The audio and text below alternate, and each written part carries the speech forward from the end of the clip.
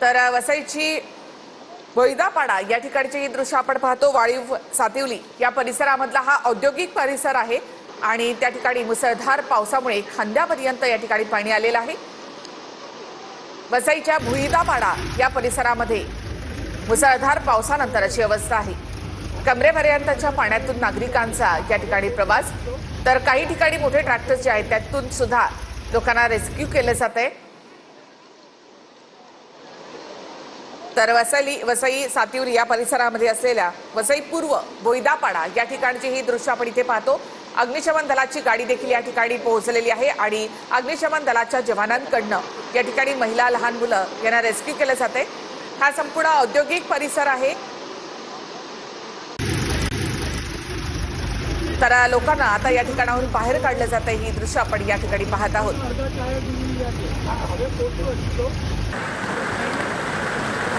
तर वसई विरार नालासोपारा या परिसरामध्ये काल रात्रीपासूनच मुसळधार पाऊस झालेला आहे। मुसळधार पावसामुळे सगळेच रस्ते असे जलमय झाले।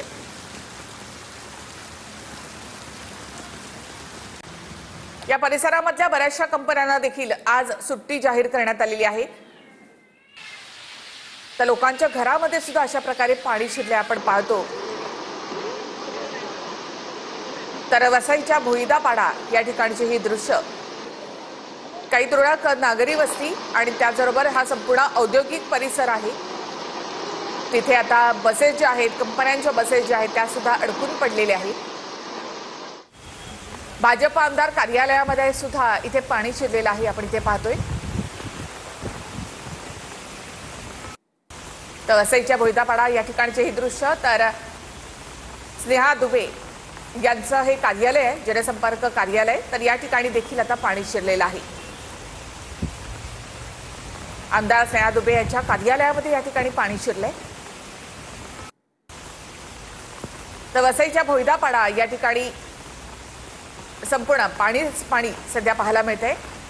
तर वसईच्या आमदार स्नेहा दुबे यांच्या कार्यालयामध्ये सुद्धा पाणी शिरलेलं आहे। तर त्या ठिकाणची ही दृश्य आपण पाहतो। रात्रीपासूनच झालेल्या मुसळधार पावसामुळे वसई आणि संपूर्ण परिसर असा जलमय झालेला आहे।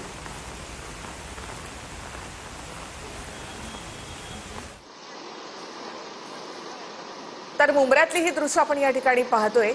तर मुसळधार पाऊस आणि त्यामुळे या ठिकाणी गाड्या देखील वाहून जाण्याची भीती।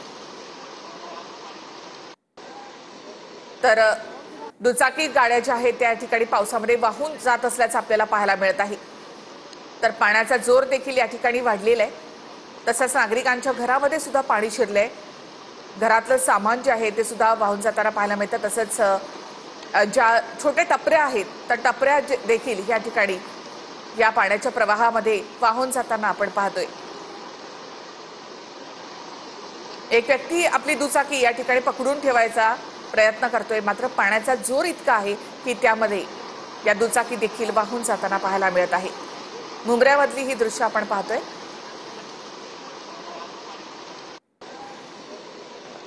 तर ही दुचाकी देखील या पाण्याच्या प्रवाहाबरोबर इथे वाहून गेली आहे।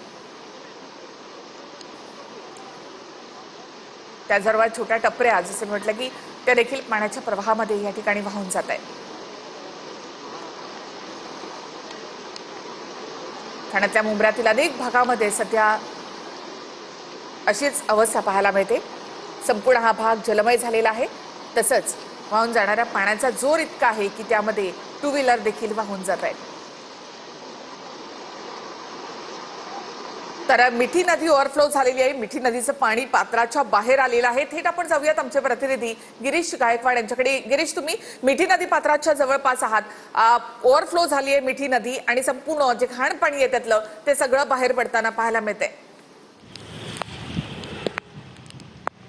नक्कीच निखिला, मी सध्या मिठी नदीच्या पात्राजवळ आहे आणि या ठिकाणची जर दृश्य पाहिली तर आपल्या लक्षात येतं की या मिठी नदीनं अकराळ विक्राळ रूप जे आहे ते धारण केलेलं आहे आणि आसपास ज्या झोपड्या आहेत त्यामध्ये सुद्धा याचं पाणी शिरलेलं आहे। आसपासचा जो संपूर्ण परिसर आहे तो जलमय झालेला आहे आणि या ठिकाणाहून आता क्रांतीनगर परिसर असेल किंवा कुर्ल्याचा बैल बाजार परिसर असेल या ठिकाणी NDRFच्या तुकड्या दाखल झालेल्या आहेत आणि त्यांच्याकडून बचाव कार्याला सुद्धा सुरुवात केलेली आहे। बघा, एअरपोर्टच्या अगदी बाजूला मिठी नदी जी आहे ती वाहते आणि मिठी नदी आपल्या माहीमच्या क्रीकला जाऊन मिळते, माहीमच्या समुद्र किनाऱ्याला, आणि त्या संपूर्ण परिसरामध्ये मिठी नदी जी आहे ती ओव्हरफ्लो होतानाचं चित्र सध्या पाहायला मिळते। पूर्ण पात्र जे ते भरलेलं आहे, पाण्यानं पूर्ण गच्च भरलेलं आहे आणि महानगरपालिकेनं सांगितलेलं आहे की मुसळधार पावसामुळे मिठी नदीची पातळी जी आहे ती 3.9 मीटर इतकी वाढली होती आणि प्रतिबंधात्मक उपाययोजना म्हणून क्रांतीनगर कुर्ला या परिसरात सखल भागातील सुमारे 300 नागरिकांचं स्थलांतर जे आहे ते तात्पुरत्या निवाराचे ठिकाण असणाऱ्या बृहन्मुंबई महानगरपालिकेच्या मगनदास नथुराम मनपा या शाळेमध्ये करण्यात आलेलं आहे। या ठिकाणी नागरिकांच्या खानपानाची सुद्धा व्यवस्था केलेली आहे। पातळी जी आहे ती 3.9 वरून आता 3.6 मीटरपर्यंत पोहोचल्याची माहिती मिळते,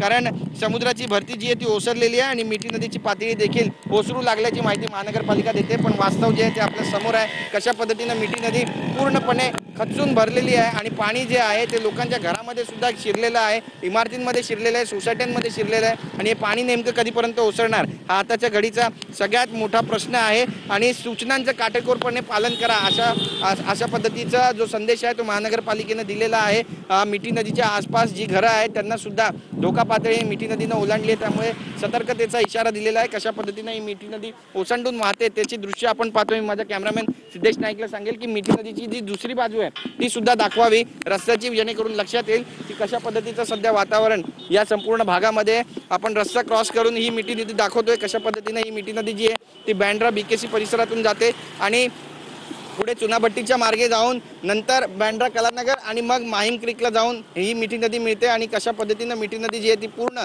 तुडुंब भरून सध्या वाहते त्याचं दृश्य सुद्धा आपण या ठिकाणी पाहतोय। ही सगळी दृश्य जर पाहिली तर आसपासच्या ज्या इमारती आहेत, आसपासच्या ज्या झोपड्या आहेत त्यांना खरं तर मोठा धोका आहे। जर अशाच पद्धतीनं पाऊस पडत राहिला, मिठी नदी भरत राहिली तर मात्र या सगळ्या लोकांची पंचायत होऊ शकते। त्यामुळे अनेकांना स्थलांतर करण्याचं एक फार मोठं आव्हान जे आहे ते महानगरपालिकेसमोर सध्या उभं टाकलंय। निखिला, गिरीश पुन्हा एकदा तुमच्याकडे येतो यासाठी। वडाळ्याची हे दृश्य आपण पाहतो की वडाळ्यामध्ये रेल्वे ट्रॅक जे आहेत ते सुद्धा पाण्याखाली गेलेले आहेत आणि त्यामुळे बऱ्याचशा गाड्या ज्या आहेत त्या आता थांबवून ठेवण्यात आलेल्या आहेत। वडाळा रेल्वे स्थानक परिसरामध्ये सध्या पाणीच पाणी पाहायला मिळतं। तर रेल्वेचे ट्रॅक यामध्ये आहेत, मात्र ट्रॅकही या पाण्याखाली गेलेत, त्यामुळे ट्रॅकही इथे दिसत नाहीत। आज खूप कमी लोक घराच्या बाहेर पडलेले आहेत, जे इमर्जन्सी सेवेमध्ये आहेत तसेच लोक बाहेर पडलेत। ट्रॅकवरून चालू नका असं आवाहन वारंवार या ठिकाणी केलं जाते। तर गाड्या या रेल्वे स्थानकावरच या ठिकाणी थांबून आहेत, तर काही ट्रॅकवरच गाड्या थांबून राहिलेल्या आहेत। तर वडाळा रेल्वे स्थानक परिसरातली ही दृश्य आपण या ठिकाणी पाहतोय। हार्बर मार्गावरची लोकल सेवा पूर्णपणे ठप्प झालेली आहे। वडाळा या ठिकाणाहून आता गाड्या जात नाहीत, रेल्वे स्थानकावरच या गाड्या थांबवून ठेवण्यात आल्या आहेत, कारण आता ट्रॅक दिसत नाहीत या ठिकाणी, इतकं पाणी ट्रॅकवर जमा झालेलं आहे। वडाळ्यामधली ही थेट दृश्य आपण या ठिकाणी पाहतो।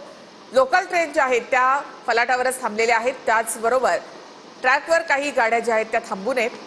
काही लोकांनी ट्रॅकमधून प्रवास करण्याचा प्रयत्न या ठिकाणी केलेला आहे, मात्र सध्या ट्रॅक जे आहेत ते पूर्ण पाण्याखाली गेलेले आहेत। वडाळा रेल्वे स्थानक परिसरामध्ये सर्वत्र पाणीच पाणी झालंय, रुळावर देखील पाणी साचलेलं आहे आणि त्यामुळे हार्बर मार्गावरची लोकल सेवा पूर्णपणे ठप्प झालेली आहे।